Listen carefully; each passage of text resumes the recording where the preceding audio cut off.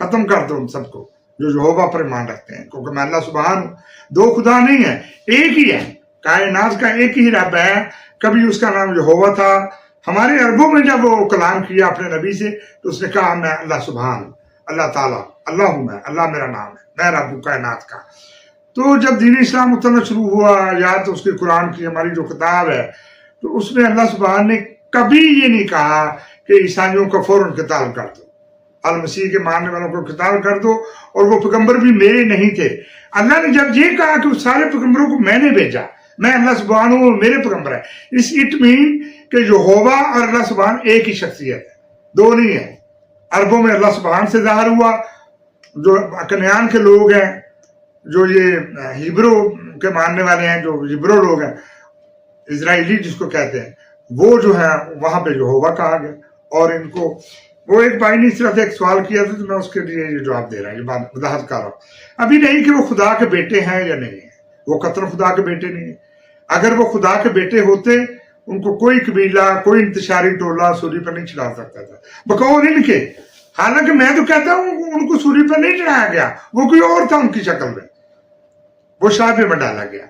मैं हमारे कुरान में इस तरह से है, हमारे कुरान में भी बहुत से लोग दीन के, अल्लाह के दीन के साथ कुफर करते हैं, शिरक करते हैं, अल्लाह के दीन में गैर उल्लाह का प्रचार करते हैं।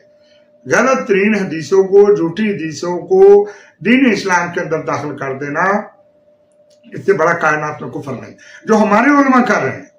ये जो इन्होंने जो किया, इनको तो मैं कुछ भी नहीं कह सकता, क्योंकि अगर मैं बात करूंगा तो वो बराए मुखालफत बात आई। मैं सिर्फ इतना सवाल करना चाहता हूँ, वो इल्मी है, और ये इल्मी डिस्कशन है सिर्फ।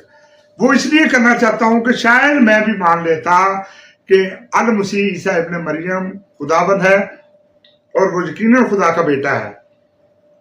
मुझे इसका इकरार करने में कोई आर नहीं। मुझे सिर्फ एक सवाल ने टकाए रखा, एक सवाल, वो ये था कि अगर वो खुदावंद था तो उसको कैसे उस इंतशारी टोले ने, इंसानों के इंतशारी टोले ने खुदावंद को कैसे सूली पर लटका दिया, कैसे मार दिया? अगर उसको मार दिया तो वो खुदा नहीं था, वो खुदावंद नहीं था, खुदा का बेटा नहीं था।